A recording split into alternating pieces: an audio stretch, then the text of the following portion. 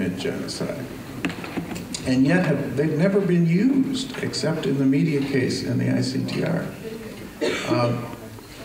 We are actually advocating, by the way, getting nation states to bring a case against Iran to the International Court of Justice, not to the ICC, but to the International Court of Justice, for violation of the Genocide Convention for direct and public incitement to commit genocide against the nation of Israel.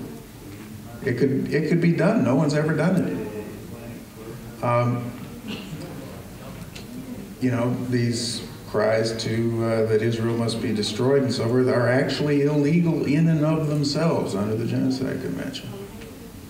But the second thing that I'm concerned about in terms of building institutions, because we need to do that if we're going to make the Genocide Convention effective, is the construction through, I believe, an optional protocol to the International Criminal Court Treaty, to the Rome Treaty.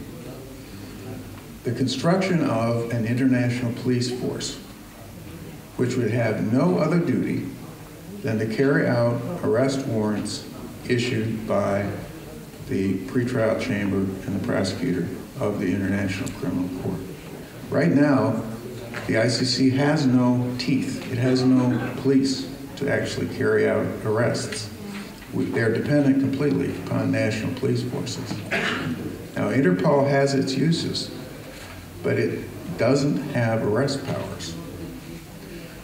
I'm suggesting that an optional protocol to the ICC treaty might just be a good idea right now. And one of the beauties of this plan is it doesn't require the United Nations at all. It could actually be done by the Assembly of States Parties of the International Criminal Court. And all 121 nations that are parties to the ICC could actually ratify that optional protocol, and suddenly there would be a police force that could actually go in and arrest people like Joseph Kony and Bashir and the others who have been indicted. I've taken 20 minutes. That leaves us 10 to discuss these ideas, and so I would like to actually open up the floor now to you to comment. And I don't just require questions. I like debate and comment. Yes.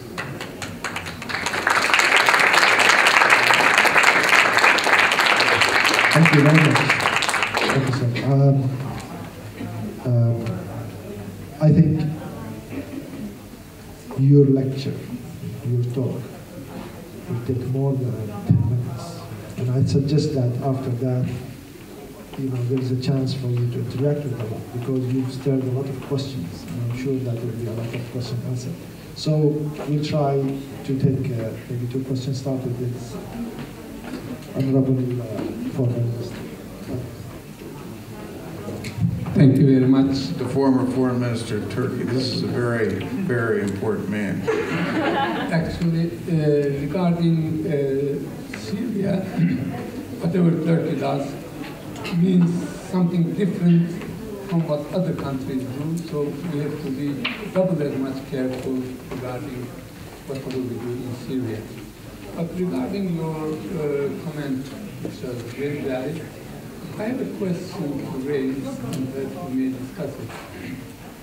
Genocide Convention of 1948 describes how to define, it defines genocide as an effort to eradicate a race from the earth and kill people because of they are member of the society. Their identity. Their identity. In Syria, how can we apply that? Because the question is, how can those countries then be held accountable? If we rely on the Genocide Convention, to which we refer on several occasions, we may not advance, we may not make progress very much. But for crimes against humanity, yes. Yes. It is different. I agree. So rather than insisting on having or accusing Bashar Assad and his team for having committed suicide, but it would be better to accuse them for having committed crimes against humanity. This is one thing. Of course, in Syria, despite all support that I give to what you said, there are two parties. And atrocities are committed from both sides, especially now that the fundamentalists have crept in the opposition. They are also committing atrocities. In the government, you can find who is responsible. You can go the hierarchy up, and you can find a man responsible. In the terrorist organization, you may not be able to do so. So there is an inequality when we think of who is going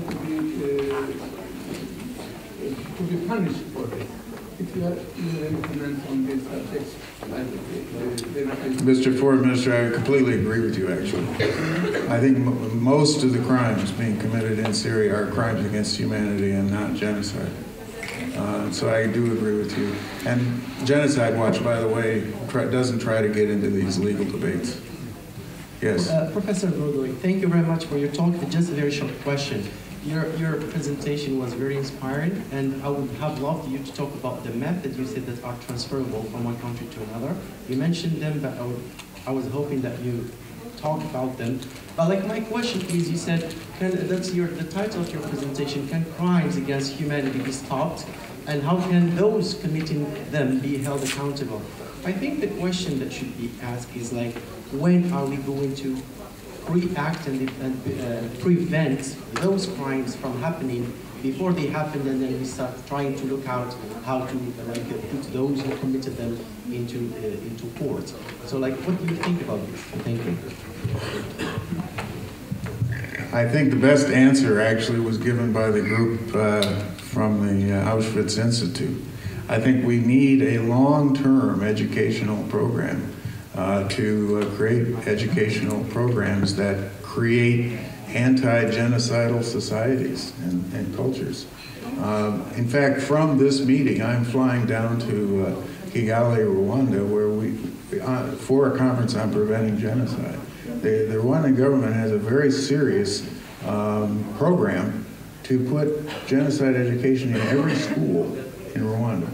How to prevent genocide, because we now know what the process is. In fact, I've written a paper that you can see on our website called The 8 Stages of Genocide. When I finally finish the book, it'll be 10 stages. I can just tell you that. But anyway, we can see it coming. It's like a hurricane, you can see it coming. So my view is, when you see classification of a population, when you see symbolization, when you see dehumanization of a group, when you see organization of hate groups, when you see the polarization of the society, when you see preparations underway to carry out the genocide, and then finally when you see the actual exterminations, of course, that is the process. Those are the first 7 stages, and the final stage is denial. So the way we prevent, I believe, is through education.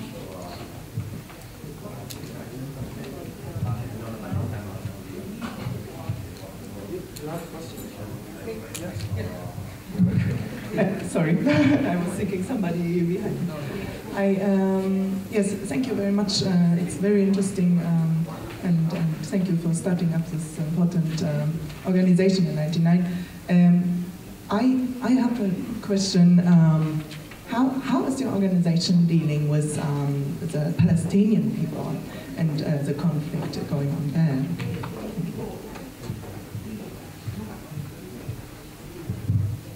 Well, our view on the situation there is very complex, as is the situation. And I believe that crimes against humanity and violations of international law have been committed against the Palestinian people, and I say that openly. I mean, the building of settlements on occupied territory, for instance, is definitely a violation of international law. I'm an international lawyer. What else can I say? But I also think that it's very important for us to realize how complex that problem is, and that probably the solution to it is going to have to be through political negotiations, not through litigation.